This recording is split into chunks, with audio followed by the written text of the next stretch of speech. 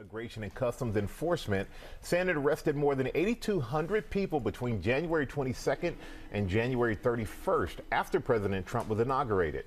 Now, for 7 days, our ABC News reporters will be on the ground across the country on the front lines of the sweeping immigration changes. First, Chief National Correspondent Matt Gutman went inside the Coast Guard's heightened new patrols along the California coast. He is there at the Coast Guard station for us right now. Good morning, Matt.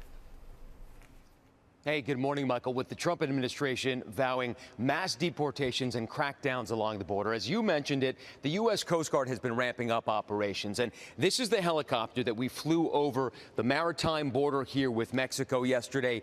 It's part of that surge. In the air and on the water, we spent the day with the Coast Guard as they patrolled the U.S.-Mexico border off San Diego. The area of operation vast. There's still a lot of water, and it can be very difficult to identify vessels. You're right there. You can see the beginning of the border wall between the U.S. and Mexico. You can see it jutting out into the ocean. This is part of the daily patrol of the U.S. Coast Guard as well.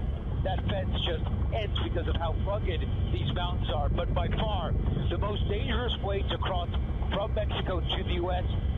is over the ocean. Over the last several weeks, the U.S. Coast Guard finding dozens of migrants in these small vessels. Hands up! Hands up!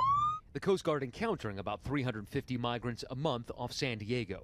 Almost all these pursuits and interdictions and encounters, they take place pitch black offshore. And to ensure they can do it safely, the Coast Guard practices these encounters. Incredible how close these boats get when they make those turns. Sirens screaming, the boats turning those corkscrews in San Diego Bay. They try to make these scenarios as real as possible. What's going on now is they're chasing that boat, which is non-responsive, and they're going to try to get in front of it. It's basically a dogfight on the water.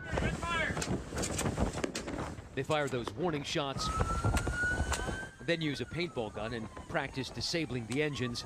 All right, going forward. And then they board.